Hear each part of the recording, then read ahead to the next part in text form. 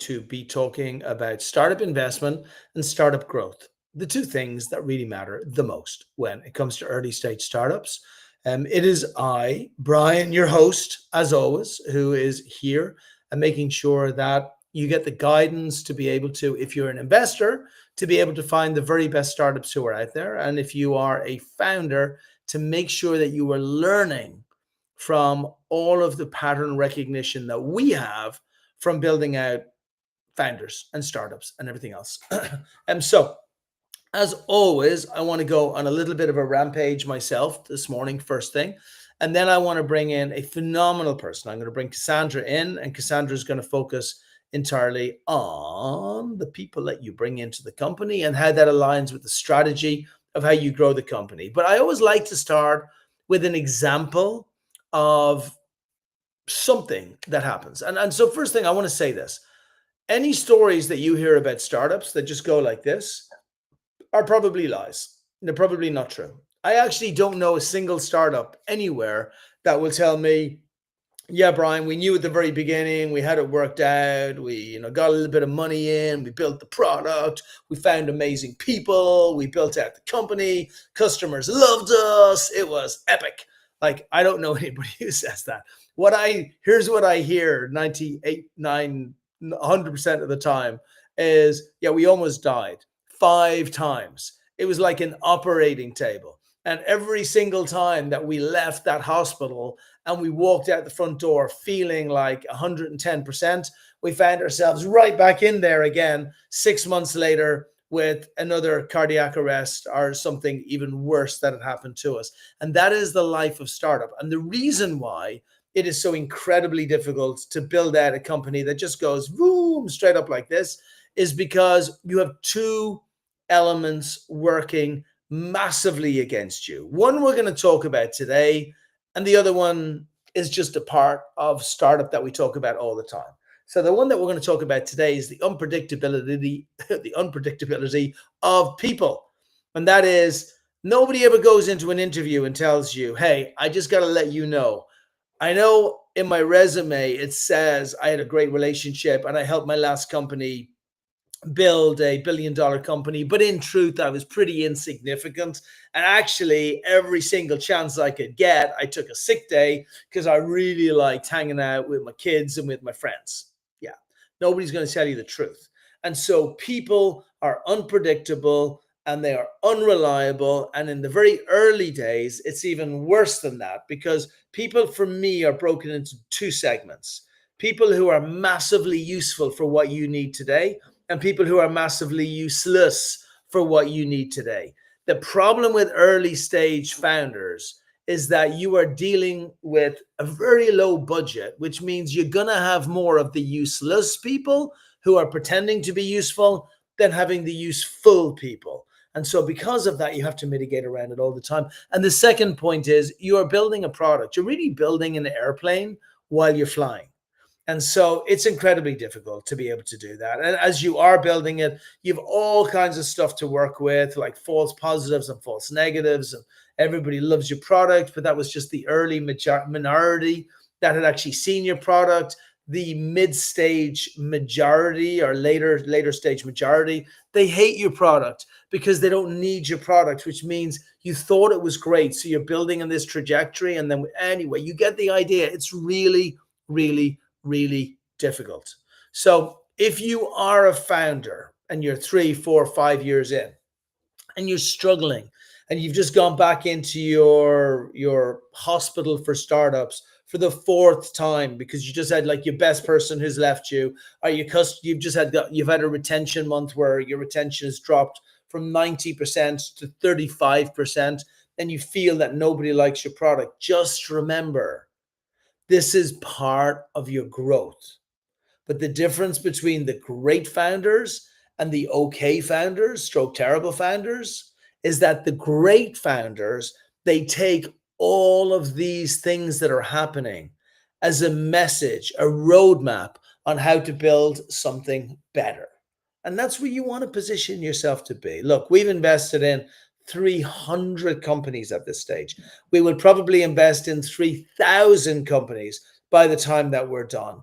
And each of those companies have got slightly different obstacles, slightly different challenges they're facing. I try and share as many of them as I can on this podcast or on this live stream so you can get a really good feel for the things to avoid. But I'm also sharing them so you can understand this is just part of your growth. It's part of you actually getting there. So as long as you're pushing forward, as long as you're learning from what's happening, and as long as you're executing something better, you will do great. So I'll give you just a very quick, one of our companies, a very quick kind of example of how this has happened within one of our companies. And then I want to jump in with Cassandra, and I want to actually really dig into an area which I think is so important, which is getting the right people, finding the right people, making sure you keep the right people. Right. Get rid of garbage, bring in better. Get rid of garbage, bring in better. And I don't mean it to be cruel. You got to work with what you got to work with at the start, but you have to improve or your company will stay stagnant. So, example I want to give is an amazing company, which I've spoken about many times here, called Matchbook.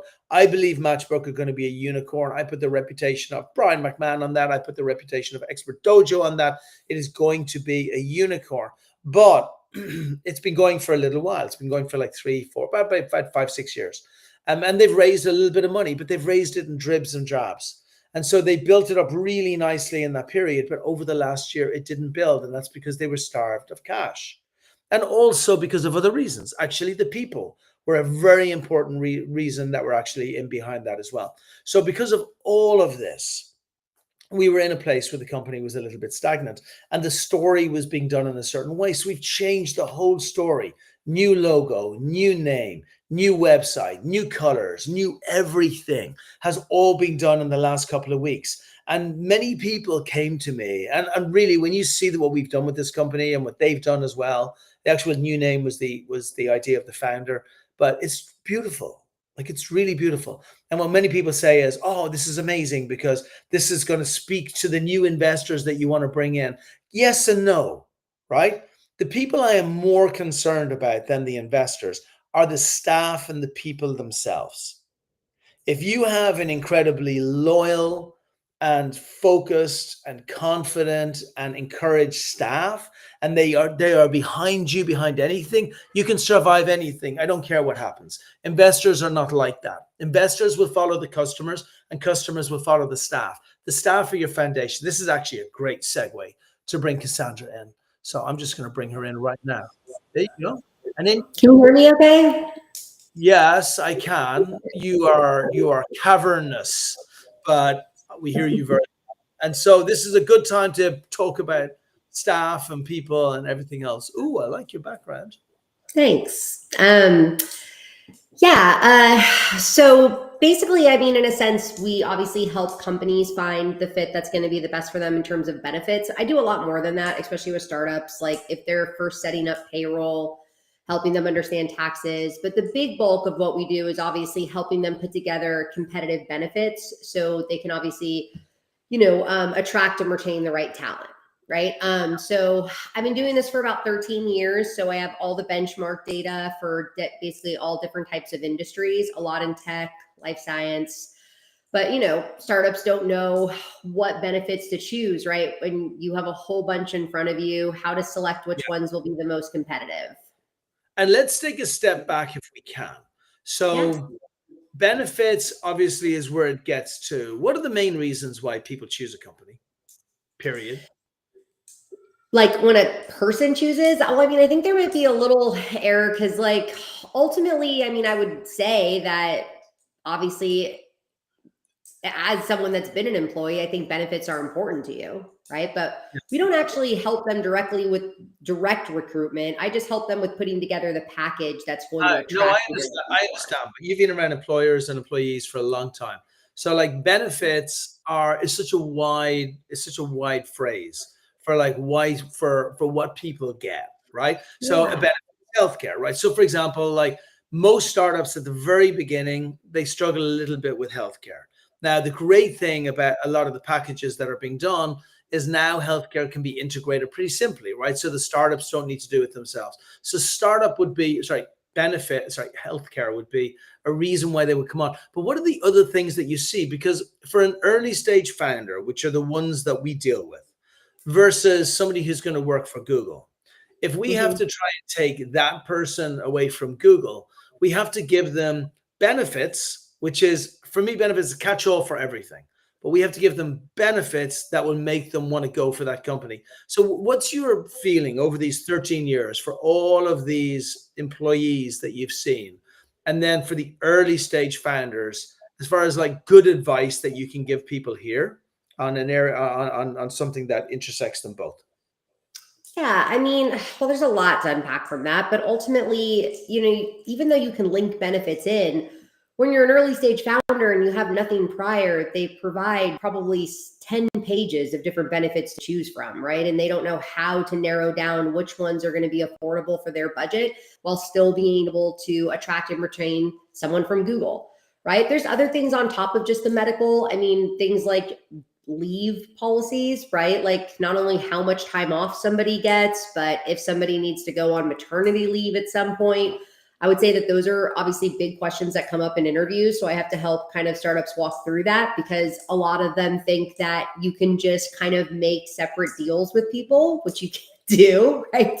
You need to set up something that's more a fully company allowed policy. So it's non-discriminatory. So it's stuff that, that is not always the most interesting to everybody, but it's definitely a massive cost line item, right? When you're lining up the cost of those benefits and you're lining up the cost of those leave policies, et cetera, it's not a small margin. So doing it correctly with the way that's affordable for, given how much you've raised or how much just revenue you have to work with is important. I also think it's really, this whole subject is really fascinating because as an early stage founder, and by the way, everybody listening here, when I talk about early stage, I'm talking about like pre-seed and seed. Okay, so prior to Series A. As an early stage founder, you don't have a ton of money, but the only thing that you have less than money is knowledge. So, and the problem with most employees is they have a very strong knowledge about their rights. Now, you have good news and bad news from this. The good news is most startups are going to fail, and nobody's going to sue a company that's just about to fail because you got no money. They don't come after you for that. But the mistakes of your past life will haunt you in your future life. So as you raise your A, or you're coming close to raise your A, or maybe you're even going further than that, I have seen so many companies lose their funding rounds and everything around it because they did something silly at the very beginning. Maybe they said something silly, or they didn't provide the benefits that they could provide. Like, it's a really, really, really important piece of it. And so, you have legal liabilities in every country you're in, wherever you are. They vary depending by country. In the US, I think it's the very highest level of obligation that you have, and you have to abide by that, or you have to fail. You can do that too. That will work out fine too. And so where would you stack up the benefits as far as people care? Healthcare is one really important one. Maternity leave, absence, and being able to go places. Are there other things that have changed over the years what people really care about for their benefits? I mean, of course, there's always one-off conversations. A lot of people ask about IVF now, right? Whether that's like a benefit that will be included. And this kind of comes down to choosing the provider that's the best fit for you. Like, this is a reason that PEOs, right, such as like TriNet and JustWorks, right, and Rippling, like these big names, they are PEOs because they're designed to actually provide much more affordable Fortune 500 level benefit rollouts for startup founders that ultimately would have to manage all these things on their own, and thus makes it a lot more expensive without being able to get like as rich of coverage options. But I would definitely say that medical and time off and leave are up there as the most important. I mean, after that, it can be one-offs. Like, people will ask sometimes about things like One Medical memberships, right, and like telehealth, behavioral health, those type of like whether they have Talkspace or BetterHelp or those type of additional benefit add-ons. But medical is always going to be the bulk of it. I mean, even if you have someone that's super young and that is a genius, you basically need to still build a strong team behind you. And these people that, tend to have a lot of experience, tend to, want better healthcare coverage for themselves, or especially if they have families. I mean, you're not going to be able to get someone that has a full family behind them without offering them some sort of decent healthcare like coverage.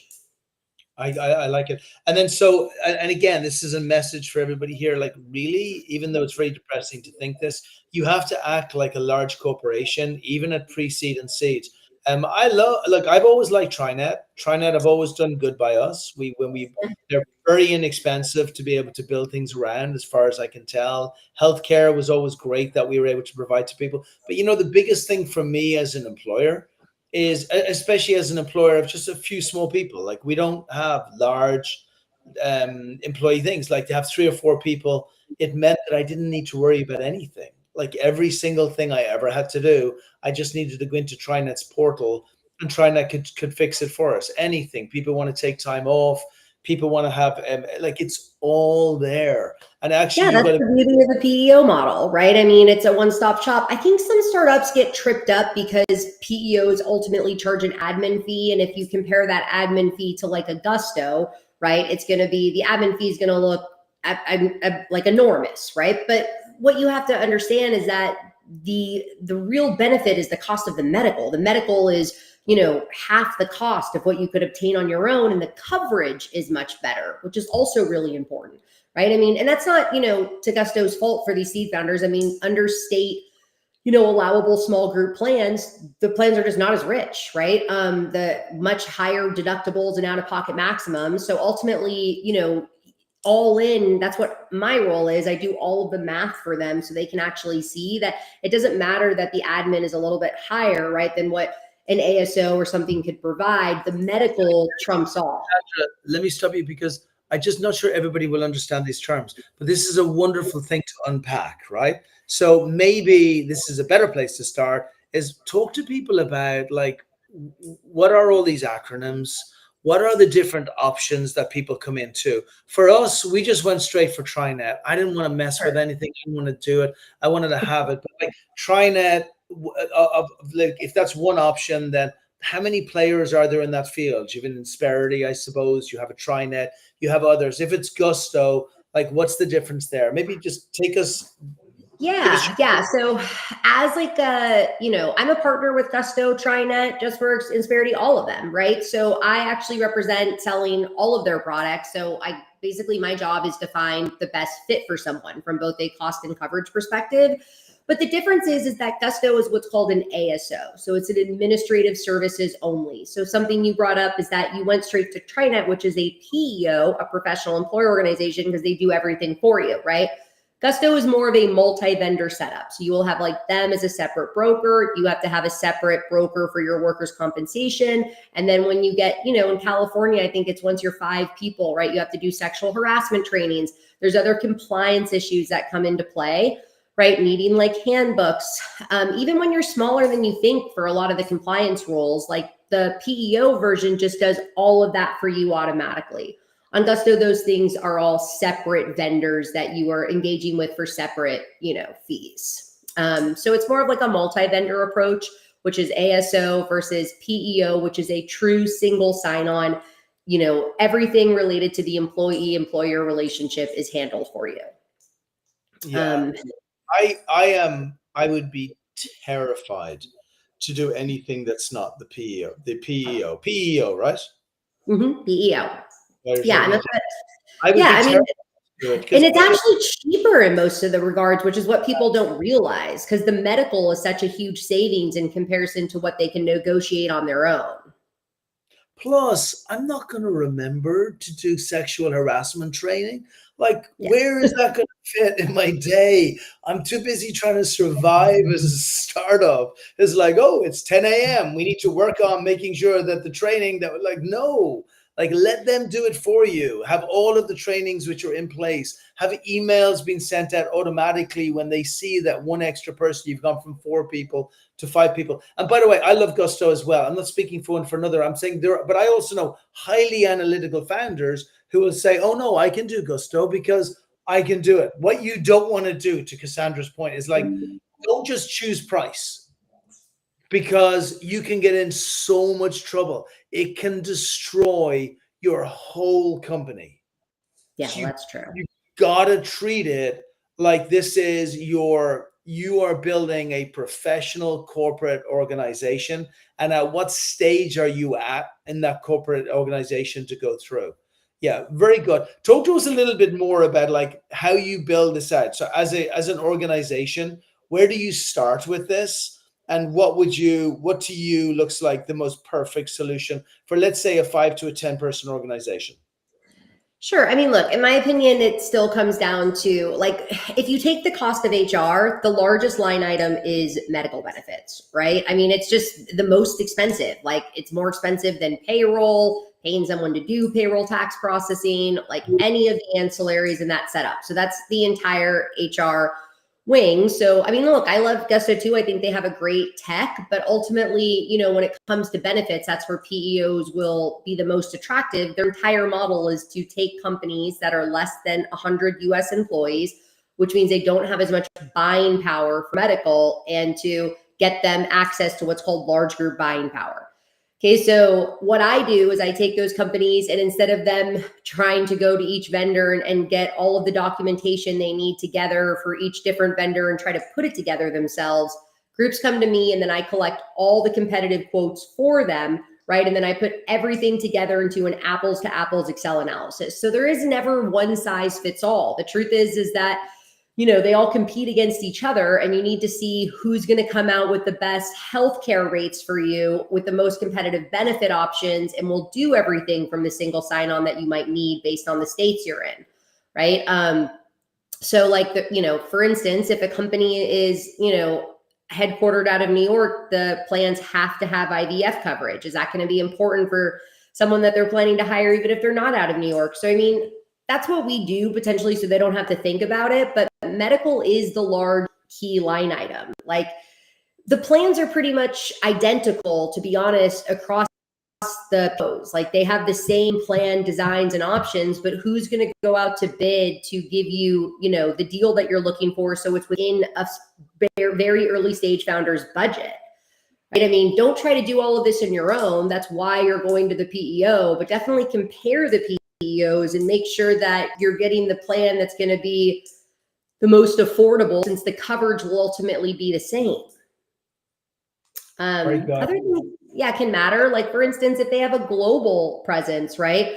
Maybe they want, if they're using an EOR already, they might want more of a single sign-on solution. So then we're going to want to look at players like Rippling and Deal and JustWorks that have more like of a full EOR range. So it can depend a little bit on their setup, right? But again, like, that's kind of, we take the entire project off their plate at no cost. I mean, I'm basically a universal sales rep because I'm approved to sell all of the products for the companies. So you just come to me once, and then I put all the quotes together for them. I do want to mention, though, Brian, one thing that I do for them, because I've done a lot of, like, I used to run WeWorks, and I've been a longtime partner of the Wilson Sonsini, like, UK expansion team. So I've done a lot of brand new startups. A lot of them underestimate the cost of employer taxes. So that's another thing that I actually put together and calculate for them. So I give them a spreadsheet. So based on where they're hiring, it will actually show them exactly what it would look like from a cost perspective to hire that person, right? You might not think there's a huge deal between hiring someone in, I don't know, Arizona versus New Jersey, but like, New Jersey or Washington have some of the highest state unemployment tax like caps in the entire country. So there actually can be a kind of significant difference based on which state you're looking at, et cetera. So those are some of the things that me and my team help with as well. We put together like, hey, all of the vendors aside, if you're hiring for the first time, this is what you need to understand. You'll be responsible for an employer mandated taxes. Interesting. And then, so I do want to talk about international in a second as well, Sure. and like how things change there. But Sahil has brought up a nice question about surprise costs. About surprise costs? Sorry. Oh, hopefully you can see it there on the screen. What's one surprise cost of hiring that founders almost always overlook until it hits their burn rate? I don't know if I'd say surprise costs of hiring.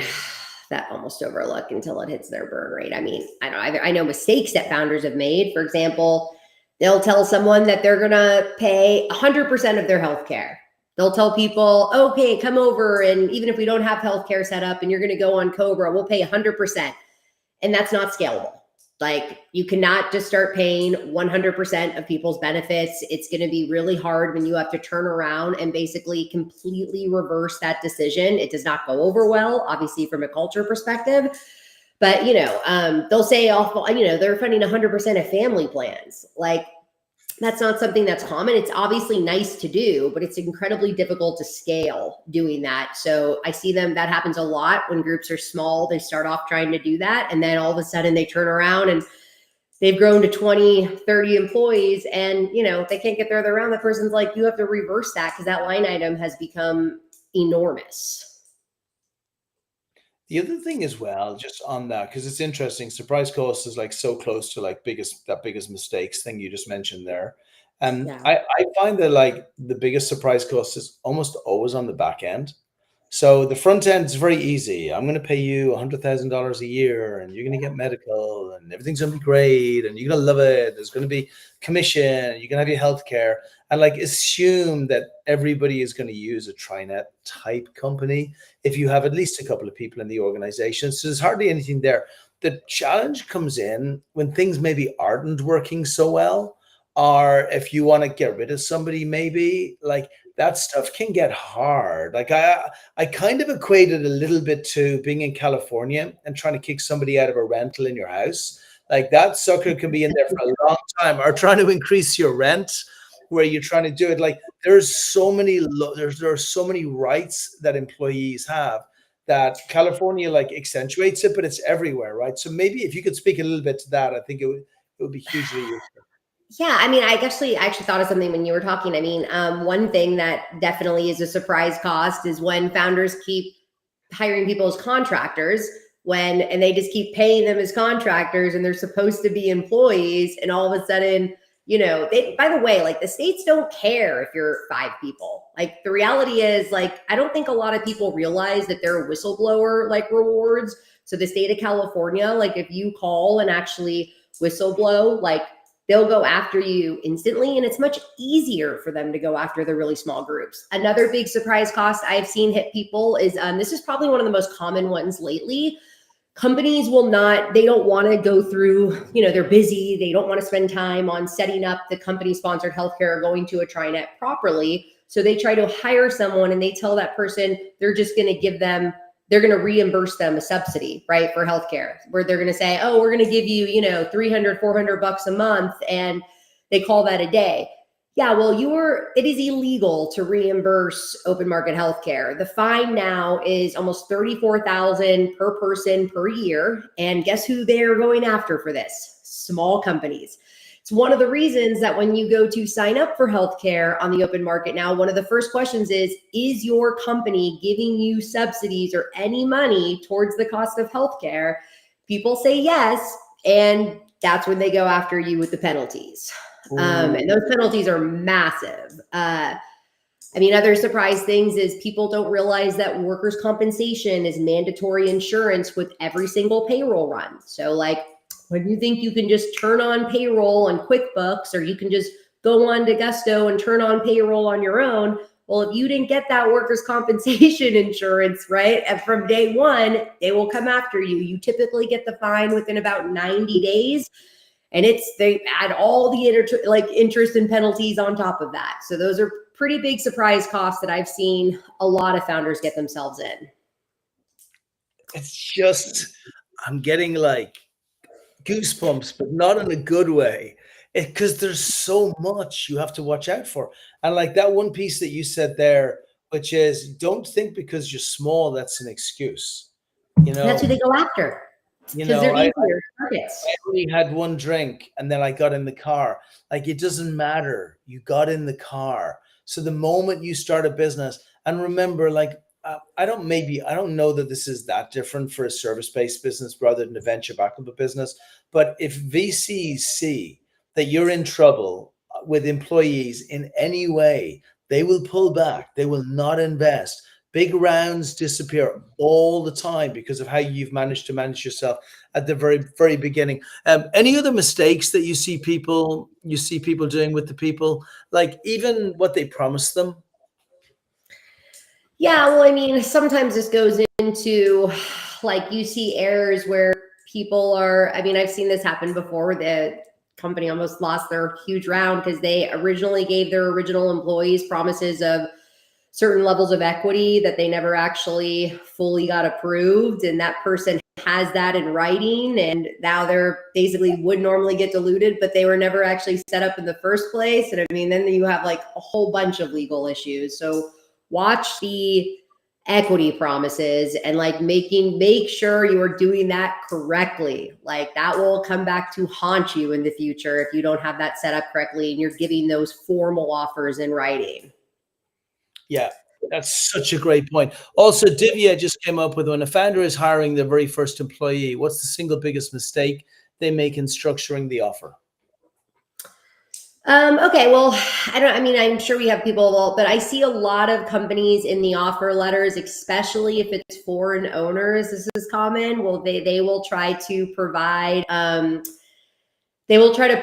someone with like the guaranteed amount they're getting towards healthcare. Like you can't do that in offer letters here. Like you got to keep things more general because a lot of those things are outside of your control. Like healthcare increases every month, right? Like people change their benefit funding strategies as they grow.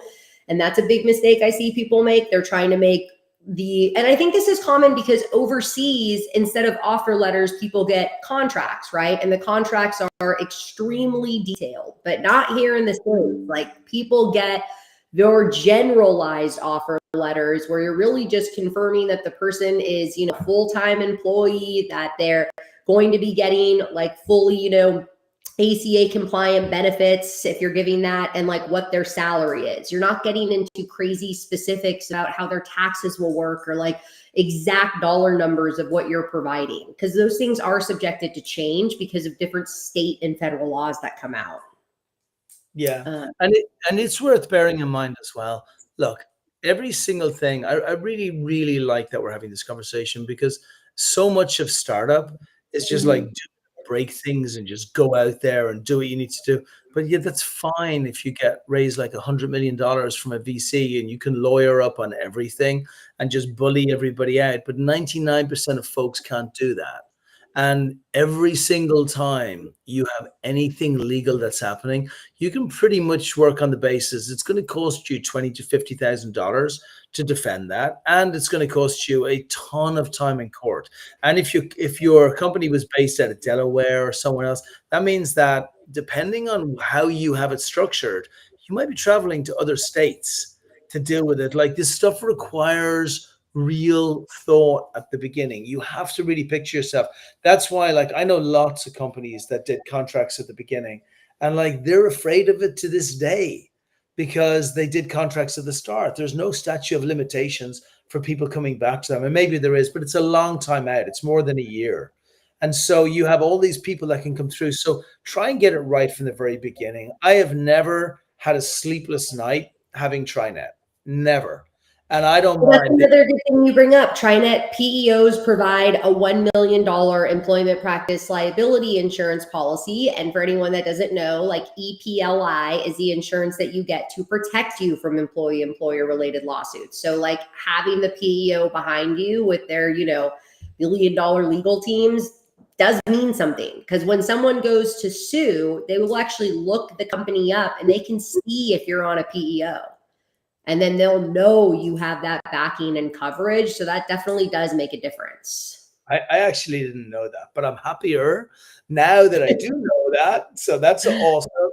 And look, Yeah. the thing, even the question there, with your founders hiring very first employee, single biggest mistake they make in structuring the offer.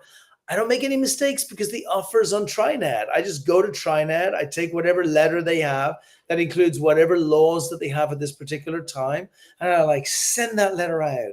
And then they come back in, and then everything is there. I have their days off, I have their holidays, I have their health care, I have everything. I even get reminders to say, make sure your employees have taken all of their holidays because they know that even if someone has taken holidays, but they haven't registered holidays, we could be liable for those holidays 5 years in the future. So, Oh, that's actually a great point you bring up. So this is a mistake sometimes founders make. Certain states, such as California, have what are called accrual laws.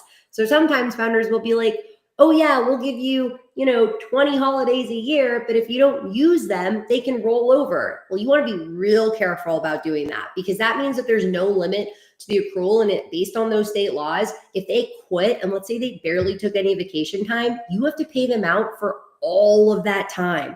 So that's also something the PEOs will help you, like making sure if you are setting up a leave policy, you're setting it up in a way that's going to be affordable for you, right? And it's not going to be some massive bill that, you have someone working for you for 4 years, they barely ever took any vacation. You have to pay them out for almost a year, right? When they leave, if you have not set up those accruals correctly.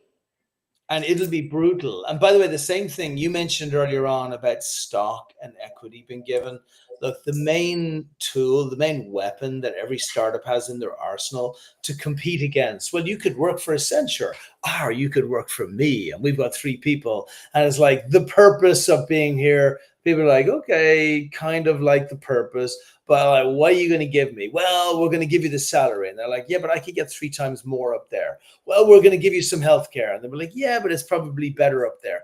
And then we get to the final weapon, which is we'll give you stock, right? Yeah. And so how that is structured is so important. And you're so right. There are so many people who do an email and say, we're going to give you 5% stock. Help us get the company to $1 million a month in revenue. And we got you. And then we got you changes in the future. And then maybe the person messes up. Maybe they fall out. Maybe that person leaves. And to your point, like whatever is there, generally speaking, courts will favor the employee in Mhm. 90 cases if it looks like it's hard to tell who was like right and who was wrong.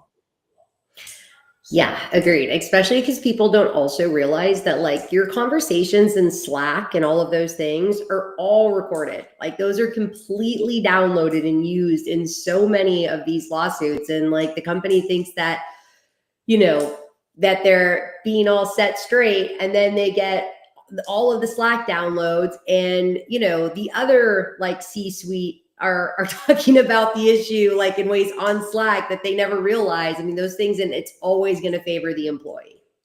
Yeah, and I hate to depress you all on this, but I've seen so many companies go bust.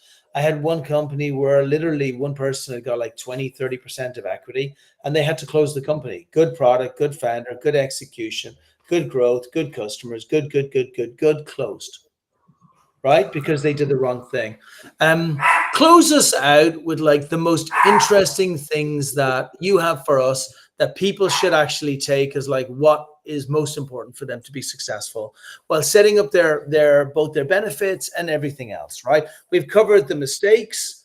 We've covered all of the areas that the founder should look for. We've covered stock, which I'm really happy about. I'm really pleased about what you said about medical. Like even for me, like one day my boy woke up and he had appendicitis, and that's $20,000. Like, God bless him. I should be worried about how he feels, but it's $20,000. And Kaiser Permanente paid every single cent of that, right? With a very mediocre policy that we had with it. So I think you've covered all of that really well, and hopefully everybody is going away from this stream thinking, I need to build a proper corporate program for all of my new employees. And the good news is it's not going to cost me a fortune. I can actually do this very well, but I have to treat this thing seriously. And I actually really like what's being put in here as well by the great SPD. Most founders negotiate salary blindly. Simple framework to figure out what is fair compensation at an early stage. So I don't know if that's the one that you want to answer, but just finish us off strong with like your big messaging for all founders that are listening to this podcast about how they should structure their company in the best way to not just be safe, but have employees wanting to work for them. Sure. I mean, well, as a PEO broker, I obviously think that as soon as you're ready to put somebody on payroll, you need to make sure that you are working with a professional to do that correctly. Stop going to Gusto or QuickBooks and trying to just set this up yourself. You have to register in the state. You have to make sure the state registrations are properly set up. You have to make sure you're getting workers' compensation insurance. Like, obviously, going straight to PEO is an option, but maybe that's not in the cards for you yet, or especially if you're not ready to offer healthcare. So just make sure you're working with an accounting firm that does ensure that your state registration for taxes and all of those are going to be set up properly with the workers' compensation and any other items you'll need so the payroll set up properly. And then when you are ready to set up company sponsored healthcare, like, reach out to a professional at that point, make sure that they're helping you with getting benchmark data. So something that me and my team do is we get all of the benchmark data. So which benefit plans are the most common for the employees that you're trying to hire, right? Which ones would be a step down? Which ones would be a step up? They can also help with the salary. Like, they can grab salary benchmark data. So that's all part of either it's benefits benchmark or salary benchmark, but work with professionals. Don't try to just guess. Don't try to just call up friends and figure out what they're doing, because you need to see the full package and understand what's going to be affordable based on the amount that you raised. So looking at the total annual picture. Yeah, actually, I was going to finish on this, but we just got another really interesting question that comes up. I would just mention on the salary piece, look, as a founder, you have a legal obligation, and then you have I'm not an idiot obligation, right? Your legal obligation is just whatever salaries you have to pay within a region. So just be super careful with doing an independent agent thingy whereby you say, well, I'll give you like $2,000 a month, and then they just got you and you're dead forever, right? But then your legal thing is your legal thing. And then also, you know what your competitors are paying, you know what's out in the market there. If you're hiring the very best AI full stack developer, that the market rate is maybe $300,000-$400,000 a month. You can either afford that or something, or you bring in a co-founder, but you work around it, right? This is a little bit like, how do I find a future partner in a town that only has 3 people? Well, you're probably going to have to go to the next town, okay? Because you need to be smart. So there is a smart rule here that you have to follow. But then I think what Cassandra's saying is, don't break any laws. Be so careful. Be careful of the independent agent thing. Watch the laws. They will come at you with gusto, and your company will be closed down before you ever had a chance to have a go for it. But this last one is really interesting because it speaks to cultural differences. And I have had nothing but an amazing pleasure with working with Indian people. And we're now doing more and more and more and more and more. And we're opening in India physically, and we're going to do tons of investments here. And I've always seen the whole thing where it's very hard. People won't just get on a call and say, by the way, what you just did there was really bad, and I think it's really terrible. There won't be open conflict, but people will get more and more disenfranchised and angry about what's being done. So you can have conflict. So how do you treat just employees that are in a different country in general?